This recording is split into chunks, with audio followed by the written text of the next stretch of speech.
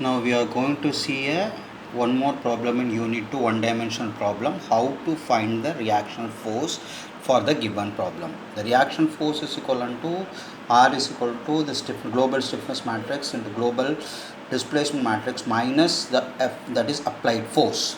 The reaction force is equivalent to the global stiffness matrix into the global displacement matrix minus the applied force. Always the reaction force, according to the Newton's third law, if there is any action, there will be an equal and opposite reaction.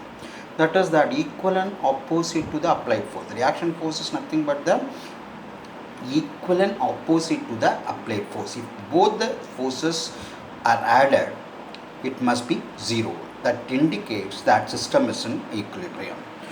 So now we'll see one more problem, the given problem in your book. So this is the problem that is given. 3-bar assemblage is shown in the figure. The force of 2500 Newton. Force of 2500 Newton is applied and applied in the middle, applied in the x direction at node 2. Node 2 la 2500 Newton applied force apply பண்றாங்க. The length of each element is 750 mm.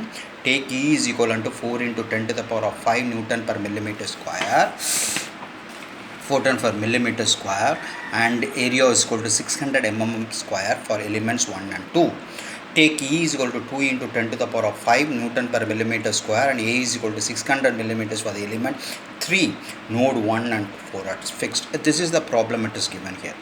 This is the problem, and it has been said that the A is equal to 600 for 1 and 2. In the element 1 and 2 elements area is 600 and E is equal to 4 into 10 to the power of 5. For element 3, for an element 3, it is area is 600 mm square and E is equal to Young's modulus equal to 2 into 10 to the power. According to this data, we have to draw the diagram, and they are asked to find out global stiffness matrix, displacements of node and 2 and 3. இங்கே இருக்கிற நோட்டில் உள்ள displacement 3 and 6 கண்டுபிடிக்க சொல்லியிருக்கான். இதுலேருந்தே தெரியுது இது ரெண்டும் fixed. அப்போ இங்கே நோடு 1 உள்ள U1 டிஸ்பிளேஸ்மெண்ட்டும் நோடு 4 U1 0 ஆகிடும்.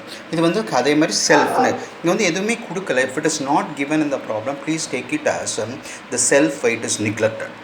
If the self weight is neglected அப்படின்னு சொல்ல போனால் இங்கே ஒரே ஒரு ஃபோர்ஸ் தான் கொடுத்துருக்கான் 2500 அட் நோட் 2ல். நோட் அப்போ F2 தான் இருக்கும், F1 F3 F4 0. So self take we will be taking assuming that self weight is neglected. இந்த மாதிரி நான் வரைஞ்சிட்டேன். நோட் 2ல் வந்து 2500 நியூட்டன் இருக்குது, ரெண்டு சைடும் fixed. Element 1, element 2, element 3, 4 notes இருக்குது. இந்த 4 நோட்ஸை பார்த்தோன்னா உனக்கு என்ன ஞாபகம் வரணும்? வாட் இஸ் த உடனே என்ன ஞாபகம் வரணும்? So it will be have a 4/4 matrix. Stiffness matrix வந்து 4/4 மேட்ரிக்ஸ் இருக்கணும். ஏன்னா நோடு வந்து 4 இருக்குது. So we will go for given datas எழுதியிருக்கேன், அவ்வளோதான். Next problem. ஸோ அப்புறம் என்ன பண்ணணும்? ப்ரொசீஜர் என்ன? Finite element equation. ஒவ்வொரு எலிமெண்ட்டுக்காக நம்ம என்ன பண்ணோம்? Finite element equation. இங்கே ஒன்று மட்டும் பார்க்கணும். இங்கே வந்து 1 and 2 எலிமெண்ட்ஸில் வந்து area same and Young's modulus same. But 3க்கு டிஃபர் ஆகுது. ஸோ இது வேரியிங் எலிமெண்ட். ஸோ இங்கே வந்து எழுதியிருக்கேன் A1 E1. அதனால தான் A1 E1 எழுதியிருக்கேன். மைண்ட் U1 U2 ஃபஸ்ட் எலிமெண்ட்டில் உள்ள ஈக்குவேஷன்ஸ். இந்த டயக்ராம் வரைஞ்சிருக்கேன். இங்கே ஃபிக்ஸடு U1 U2 இதெல்லாம் கேன்சல் பண்ணி 600 into 1 இதெல்லாம் கேன்சல் பண்ணி இவ்வளோ கிடைக்குது. ஸோ 1 2 1 2. ஸோ இங்கே 1 and 2. So element 2 and 3. Element 2 and 3க்கு போங்க. Element A2 E2 same value, இதோட வேல்யூ தான் இதுவும். ஏன்னா அங்கே ரெண்டு எலிமெண்ட்டுக்கும் நோடு 1க்கும் element 1 and element 2 are the same. So இந்த ஈக்குவேஷன். ஸோ இந்த ஈக்குவேஷன்ஸில் you are getting this value. So 600 into 10, 4 into 10 to the power of 5, 1 into 10 to the power of இதில் இருந்துச்சு 2 3 2 3. ஸோ அடுத்தது வந்து 3, எலிமெண்ட் 3. எலிமெண்ட் 3ல் என்ன பண்ணியிருக்கேன்னு பாருங்கள், U3 and U4. U3 அதே மாதிரி A3 L3, ஆனால் பட் டிஃபர்ஸ். ஆனால் அதே ஆன்சர் தான் கிடைக்கும். It doubles that. அங்கே வந்து 600 into அங்கே வந்து 600 into இங்கே வந்து 1200 into 4. ஸோ அந்த ஈக்குவேஷன்ஸை நீ இதை எழுதிட்டு you will get this equations. கண்டிப்பாக கொஸ்டினை வாசித்துட்டு area, Young's modulus, length, everything you just read the problem and analyze and then substitute the finite element equations for the each and every element. இங்கே area வந்து 1200, அங்கே 600. So அந்த மாதிரி இதை எடுத்து நான் செஞ்சு எலிமெண்ட் ஈக்குவேஷன்ஸ் ஃப்ரம் இட். அப்போ 3 ஈக்குவேஷன். அடுத்தது நம்ம என்ன பண்ணணும்? What we have to do in the next? So assemble the 3. We will assemble the 3 element stiffness matrix into global stiffness matrix. இப்போ அந்த assemble 1 2 3 assemble பண்ணியிருக்கேன். I am getting this 3.2 உனக்கு தெரியும், assemble பண்ண தெரியும். So already I have given you one example. From this you understand that. If not you call me, I'll say that. இந்த equations கிடச்சிருக்கு. Again this equations add பண்ணி same equation எழுதி. இங்கே bars has 4 nodes. Each node has a ஒரு single degree of freedom இருக்குது. So as the global stiffness matrix is 4 into 4, it is a one dimensional. அங்கே 2 dimensional வந்து 2 degrees of freedom வரும். அப்போ 3 நோட்ஸ்னால் 6 வரும், 6 மேட்ரிக்ஸ் வரும். 4 நோட்ஸ்னால் 8 மேட்ரிக்ஸ், 8x8 மேட்ரிக்ஸ் வரும். இங்கே ஒரு சிங்கிள் ஃப்ரீடம் 1 டைமென்ஷனல்னால 1 மேட்ரிக்ஸ் எவ்வளோ நோட்ஸ் இருக்கோ அவ்வளோ மேட்ரிக்ஸ் வரும், 4x4 மேட்ரிக்ஸ். அடுத்து நம்ம அப்ளை த பவுண்டரி கண்டிஷன்ஸ்க்கு நம்ம போகிறது என்ன? 2 இடத்துலையும் 0. அப்போ displacement, first displacement u1 u4 0. So displacement u1 u4 0. அடுத்தது வந்து self weight is neglected. Self weight is நெக்லெக்டட்னா இங்கே மட்டும்தான் இருக்குது, மிடில் 2ல் மட்டும் நோட் 2ல் மட்டும்தான் இருக்கட்டும். So F2 is equal to 2500, F1 F3 F4 3 ஃபோர்ஸும் 0 ஆகிடும். So that is what I have written here. So some of the extreme ends are fixed, node 1 and node 4. These displacements are 0, that is u1 is 4. 2500 is applied at node 2. Self weight is neglected, so F1 F3 F4 is 0. So அந்த ஈக்குவேஷன்ஸில் நான் substitute பண்ணுறேன். நமக்கு தேவை u2 and u3 ஓட displacements தான் நம்ம கண்டுபிடிக்க சொல்லியிருக்கோம். இங்கே 0 இருக்குது, இங்கே 0 இருக்குது. So cancels all this things. Cancels the first row and first column, first row and first column, and fourth row 0 தான், fourth row and fourth column. Cancel பண்ணால் உனக்கு இந்த மாதிரி ஒரு வேல்யூ கிடைக்கும். உள்ளே மல்டிப்ளை பண்ணி அல்ஜிப்ரிக் ஈக்குவேஷன்ஸ் நீ ஃபார்ம் பண்ணு. These are the algebraic equations you will get. இது ரெண்டையும் சால்வ் பண்ணேன்னா u2 இவ்வளோ, இது u3 இவ்வளோ கிடைக்கும். இப்போது நம்ம கண்டுபிடிச்சது செல்ஃப் டிஸ்பிளேஸ்மெண்ட் கண்டுபிடிச்சாச்சு. நம்ம கண்டுபிடிக்க வேண்டியது என்னது? ஆக்சுவலாக reaction force. Reaction force is equal to R is equal to K u4 minus F.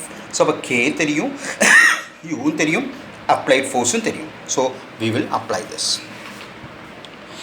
So R1 எத்தனை ஃபோர்ஸ் இருக்கா? ரியாக்ஷன் 4 ஃபோர்ஸ் இருக்குது. 4 ஃபோர்ஸ் இருக்குது. ஸோ 4 ஃபோர்ஸையும் எழுதிட்டேன், R1 R2 R3 R4. Actually here the R2 R3 should be not written because there is no joins in that. So இந்த இடத்துல வந்து R1 R2 R3 we will write for the convenience R1 R2 R3 R4. So 3 point in this stiffness matrix I got, and this is the matrix I got.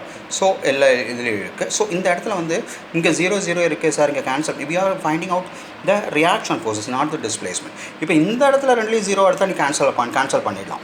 இங்கேயும் 0 0.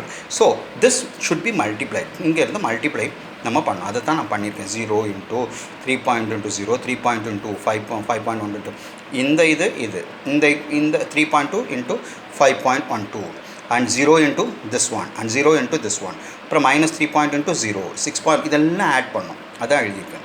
இந்த multiply பண்ணி இந்த ரெண்டையும் multiply பண்ணி இதை எழுதிடு, இந்த ஈக்குவேஷன்ஸ் கிடைக்கும். அதுக்கப்புறம் இதை கூட்டிடு, இதை வந்து ஆட் பண்ணி ஒரு வேல்யூ எழுதி, இந்த மாதிரி ஒரு வேல்யூ உனக்கு கிடைக்கும். இந்த வேல்யூ கிடைக்கும்னா இதை கொண்டு இதை உள்ள மல்டிப்ளை பண்ணி இதை மைனஸ் பண்ணேன்னா this value will get it. So you get this value. This value கிடைக்கும். ஆக்சுவலாக அந்த ரியாக்ஷன் ஃபோர்ஸ்னால் இப்போ வெரிஃபை பண்ணலாம். இது இவ்வளோத்தையும் கூட்டிட்டு நீ அப்ளைட் ஃபோர்ஸோட மைனஸ் பண்ணேன்னா இட் ஷுட் பி 0. இது சேம் வேல்யூ கிடைக்கணும். ஸோ இது இவ்வளோத்தையும் நான் கூட்டும்போது 2500 நியூட்டன் கிடைக்குது. 2500க்கு நான் ஆப்போசிட்டில் மைனஸில் தான் கிடைக்குது. So it is right. So applied ஃபோர்ஸுக்கு opposite equivalent and opposite to the applied force அந்த மாதிரி கிடைக்குது. ஸோ இந்த ஈக்குவேஷன்ஸ் ரிசல்ட். ஆக்சுவலாக இங்கே வந்து R2 and R3 வந்து 0 தான். R2 வந்து இந்த வேல்யூ வந்து இவ்வளோ கிடைக்கக்கூடாது. R2 and 0 because there is no joins, there is no எந்த இதுவுமே இல்லை, ஸ்ட்ரெயிட். அந்த இடத்துல வந்து கண்டிப்பாக ரியாக்ஷன்ஸ் இருக்காது.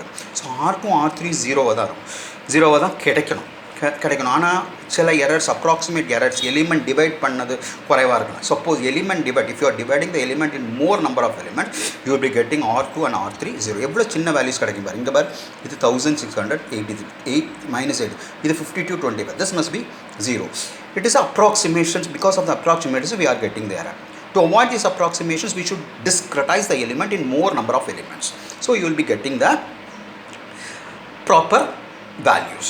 So reaction force na enna now vechukanga, equivalent force applied to equivalent force, and it must be opposite to the applied force. And if it is not opposite, then that system will not be equilibrium. Thank you.